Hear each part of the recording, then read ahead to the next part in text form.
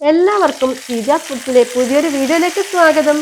ഇന്നത്തെ റെസിപ്പി അല്പം മധുരവും പുളിയും എരിവും കൂടി ചേർന്നിട്ടുള്ള മാമ്പഴ പുളിശ്ശേരിയാണ്. ചോറുണ്ണാൻ വേറെ കറിയോ തോരനോ ഒന്നും തന്നെ വേണ്ട. ഈ മാമ്പഴ പുളിശ്ശേരി ഉണ്ടായാൽ തന്നെ നന്നായിട്ട് ചോറുണ്ണാൻ പറ്റും. മാമ്പഴത്തിൻ്റെ സീസൺ കഴിയും മുന്നേ ഈ മാമ്പഴ പുളിശ്ശേരി തീർച്ചയായും ഉണ്ടാക്കി നോക്കണം. കോവിലകം സ്റ്റൈലിലാണ് ഈ മാമ്പഴ പുളിശ്ശേരി തയ്യാറാക്കുന്നത്. അപ്പോൾ എങ്ങനെയാണ് ഈ മാമ്പഴ പുളിശ്ശേരി നല്ല ടേസ്റ്റി ആയിട്ട് തയ്യാറാക്കുന്നത് വീഡിയോ കണ്ടുവരാം. മാമ്പഴ പുളിശ്ശേരി ഉണ്ടാക്കാനായിട്ട് ഞാനിവിടെ നല്ല പഴുത്ത നാടൻ മാങ്ങ എടുത്തിട്ടുണ്ട്. നാടൻ മാങ്ങ, നാട്ടുമാങ്ങ, പഞ്ചാര മാങ്ങ എന്നൊക്കെ പറയാറുണ്ട്. നല്ല മധുരമാണ് ഈ മാങ്ങക്ക്. നമ്മുടെ ഈ നാടൻ മാങ്ങക്ക് അങ്ങനെ പുഴുവോ കേടോ ഒന്നും വരില്ല. നമ്മൾ എത്ര മഴ കൊണ്ടാലും മാങ്ങ ഇതുപോലെ തന്നെ ഇരിക്കും. ഈ മാങ്ങയുടെ ഈ ചെനയുടെ പ്രത്യേകതയായിരിക്കാം അങ്ങനെ കേടൊന്നും വരാത്തത്. ഈ മാമ്പഴം ഓരോന്നായിട്ട് തൊലി ഉരിഞ്ഞെടുക്കാം. മാമ്പഴ പുളിശ്ശേരി തയ്യാറാക്കുന്നത് മൺചട്ടിയിലാണ്. അപ്പോൾ ഈ ചട്ടിയിലേക്ക് തന്നെ ഓരോ മാങ്ങയും തൊലി ഉരിഞ്ഞെടുത്തിട്ട് ഇട്ട് കൊടുക്കാം.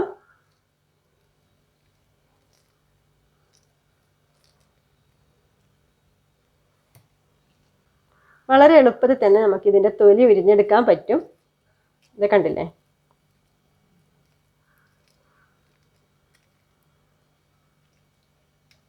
ഇതുപോലെ ബാക്കി എല്ലാ മാമ്പഴവും തൊലി ഉരിഞ്ഞെടുക്കാം. മാമ്പഴമെല്ലാം ഞാൻ ഇവിടെ തൊലി ഉരിഞ്ഞെടുത്തിട്ടുണ്ട്. നമുക്ക് ഇതിലേക്ക് ചേർക്കാനുള്ള ബാക്കി ഇൻഗ്രീഡിയൻ്റ് ഒക്കെ ചേർത്ത് കൊടുക്കാം. 1/2 ടീസ്പൂൺ മഞ്ഞൾപ്പൊടി ചേർത്ത് കൊടുക്കാം. 3/4 ടീസ്പൂൺ മുളക് പൊടി ചേർത്ത് കൊടുക്കാം. മുളക് പൊടി കൂടാൻ പാടില്ല, അപ്പം മാമ്പഴ പുളിശ്ശേരിയുടെ കളർ അങ്ങോട്ടേക്ക് മാറും. 3/4 ടീസ്പൂൺ ഉപ്പിട്ട് കൊടുക്കാം. ഇനി ഇതിലേക്ക് 1 ടീസ്പൂൺ ശർക്കര ചീകിയതിട്ട് കൊടുക്കാം. മാമ്പഴ പുളിശ്ശേരി മധുരവും എരിവും പുളിയൊക്കെ ചേർന്നതാണല്ലോ, അപ്പോൾ അതൊക്കെ ബാലൻസ് ആകാൻ വേണ്ടിയിട്ടാണ് നമ്മൾ ശർക്കര ചേർത്തത്. ശർക്കര കൂടി ചേർത്ത് കൊടുത്താലാണ് മാമ്പഴ പുളിശ്ശേരിക്ക് നല്ല രുചി കിട്ടുന്നത്. ഇനി ഇതിലേക്ക് ഒരു 1/4 ടീസ്പൂൺ നെയ്യ് കൂടി ചേർത്ത് കൊടുക്കാം. മാമ്പഴ പുളിശ്ശേരിക്ക് നെയ്യ് കൂടി ചേർത്ത് കൊടുക്കുമ്പോൾ നല്ല ടേസ്റ്റിയാണ്. ഇനി ഇതെല്ലാം കൂടെ നന്നായിട്ടൊന്ന് കൈ വെച്ചിട്ട് മിക്സ് ചെയ്യണം. കൈ വെച്ചിട്ട് നന്നായിട്ട് മിക്സ് ചെയ്യുന്ന സമയത്ത് ഈ മാമ്പഴത്തിൻ്റെ ആ സത്തൊക്കെ ഇറങ്ങി വരും. ഇനി മാമ്പഴം വേവാനായിട്ടുള്ള വെള്ളം ഒഴിച്ചു കൊടുക്കാം. 250 മില്ലി ഗ്ലാസ്സിൽ 1 ഗ്ലാസ് വെള്ളമാണ് ഒഴിച്ചു കൊടുക്കുന്നത്.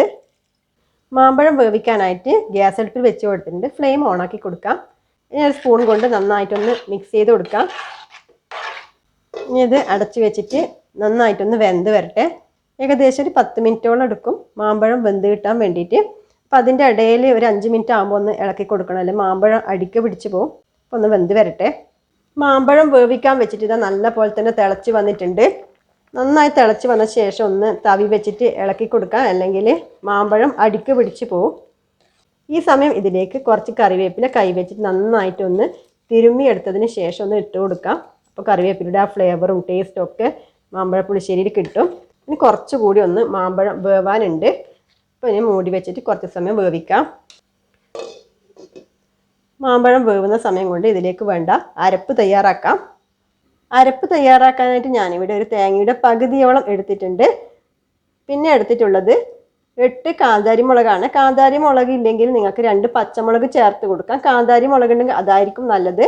പിന്നെ എടുത്തിട്ടുള്ളത് 1/2 ടീസ്പൂൺ നല്ല ജീരകമാണ്, അതായത് ചെറിയ ജീരകം. ഇനി ഇത് മൂന്നും കൂടി നന്നായിട്ട് അരച്ചെടുക്കാം. അരച്ചെടുക്കാനായിട്ട് മിക്സിയുടെ ചെറിയ ജാർ എടുത്തിട്ടുണ്ട്. ഇതിലേക്ക് ചെറിയ തേങ്ങ ഇട്ട് കൊടുക്കാം. ജീരകം ചേർത്ത് കൊടുക്കാം. എടുത്തു വെച്ചിട്ടുള്ള ഈ കാന്താരി മുളകും കൂടി ചേർത്ത് കൊടുക്കാം. അരക്കാനായിട്ട് നമ്മൾ ഇതിലേക്ക് വെള്ളമൊന്നും ചേർത്ത് കൊടുക്കാൻ പാടില്ല. പകരം ഇതിലേക്ക് ചേർത്ത് കൊടുക്കേണ്ടത് നല്ല കട്ട തൈര്, പുളിയില്ലാത്ത തൈരാണ് ചേർത്ത് കൊടുക്കേണ്ടത്. 1 കപ്പ് തൈര് ചേർത്ത് കൊടുക്കുന്നുണ്ട്. തൈരും കൂടി ചേർത്തിട്ട് നന്നായിട്ട് അരച്ചെടുത്തിട്ട് വരാം. തേങ്ങ നന്നായിട്ട് തന്നെ അരച്ചെടുത്തിട്ടുണ്ട്. മാമ്പഴം വേവിക്കാൻ വെച്ചിട്ട് ഇവിടെ 10 മിനിറ്റ് ആയിട്ടുണ്ട്. അതിൻ്റെ ഇടയിൽ ഒന്ന് ഇളക്കി കൊടുത്തിട്ടുണ്ടായിരുന്നു. അപ്പോൾ ഇതാ മാമ്പഴവും നന്നായിട്ട് വെന്തിട്ടുണ്ട്. അതുപോലെ തന്നെ ഇതിൻ്റെ വെള്ളവും കുറച്ച് വറ്റി വന്നിട്ടുണ്ട്. ഇനി ഇതിലേക്ക് അരച്ച് വെച്ചിട്ടുള്ള അരപ്പ് ചേർത്ത് കൊടുക്കാം. അരപ്പ് ചേർത്ത ശേഷം ഒന്ന് നന്നായിട്ടൊന്ന് ഇളക്കി കൊടുക്കാം.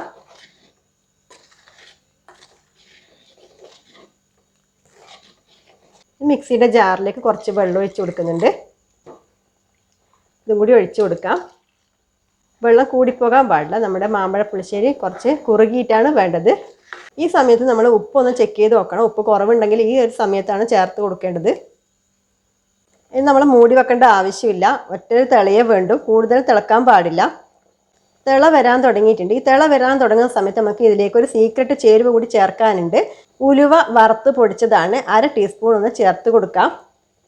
തിള വരുന്ന സമയത്ത് ചേർത്ത് കൊടുക്കേണ്ടതാണ്. ഒന്ന് നന്നായിട്ടൊന്ന് ഇളക്കി കൊടുക്കാം. ഇത് നിങ്ങൾ സ്കിപ്പ് ചെയ്യരുത്, എന്നാൽ നല്ല ടേസ്റ്റ് ഉണ്ടാവും നമ്മുടെ മാമ്പഴ പുളിശ്ശേരിക്ക്. ഇതിൽ ചേർത്തിട്ടുള്ള എല്ലാ ഇൻഗ്രീഡിയൻറ്റും സ്കിപ്പ് ചെയ്യാൻ പാടില്ല. നമ്മൾ ചേർത്ത് കൊടുത്തിട്ടുള്ള ശർക്കരയും അതുപോലെ തന്നെ നെയ്യും ഉലുവ പൊടിച്ചതും ഒക്കെ ചേർത്ത് കൊടുക്കണം. അപ്പോൾ പുളിശ്ശേരിക്ക് നല്ല ടേസ്റ്റ് കിട്ടും.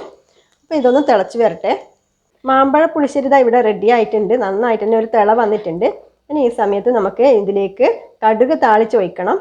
കടുക് താളിക്കാനായിട്ട് ഗ്യാസ് സ്റ്റൗവിൽ ഒരു ചെറിയ കടായി വെച്ച് കൊടുത്തിട്ടുണ്ട്. കടായി ചെറുതായിട്ടൊന്ന് ചൂടായ ശേഷം ഇതിലേക്ക് 1 സ്പൂൺ നെയ്യാണ് ചേർത്ത് കൊടുക്കുന്നത്. നമ്മൾ സാധാരണ മറ്റുള്ള കറിക്കെല്ലാം വെളിച്ചെണ്ണയാണ് ചേർത്ത് കൊടുക്കാറ്. മാമ്പഴ പുളിശ്ശേരിക്ക് വെളിച്ചെണ്ണ ചേർത്ത് കൊടുക്കരുത്, നെയ്യ് തന്നെ താളിച്ചൊഴിക്കണം. എന്നാലാണ് നല്ല കറക്റ്റ് ടേസ്റ്റ് കിട്ടുന്നത് മാമ്പഴ പുളിശ്ശേരിക്ക്. നെയ്യ് നന്നായിട്ട് ചൂടായിട്ടുണ്ട്. ഇനി ഇതിലേക്ക് 1 ടീസ്പൂൺ കടുക് ചേർത്ത് കൊടുക്കാം. കടുക് മുഴുവനായിട്ട് പൊട്ടിക്കഴിഞ്ഞതിന് ശേഷം ഇതിലേക്ക് ഒരു 4 വറ്റൽമുളക് ചേർത്ത് കൊടുക്കാം.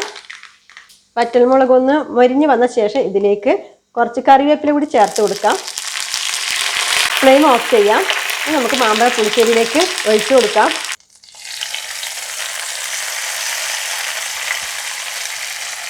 കടുക് താളിച്ചൊഴിച്ചതിന് ശേഷം നമുക്കൊരു 2 മിനിറ്റ് ഒന്ന് മൂടി വെക്കാം.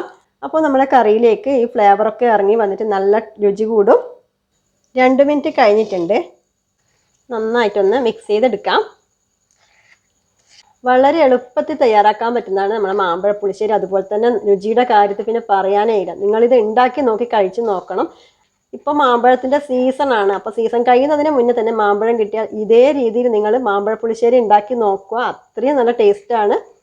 മാമ്പഴ പുളിശ്ശേരിയുടെ വീഡിയോ മുന്നേ ചാനലിൽ പോസ്റ്റ് ചെയ്തിട്ടുണ്ട്. ഒരുപാട് നല്ല നല്ല ഫീഡ്ബാക്ക് കിട്ടിയ വീഡിയോ ആണത്.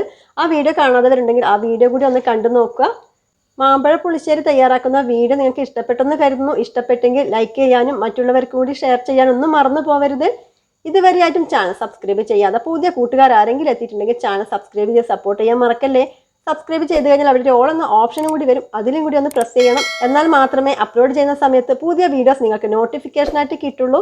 ഇനി പുതിയ നല്ല റെസിപ്പി ആയിട്ട് കാണുന്നവരെ നന്ദി, നമസ്കാരം.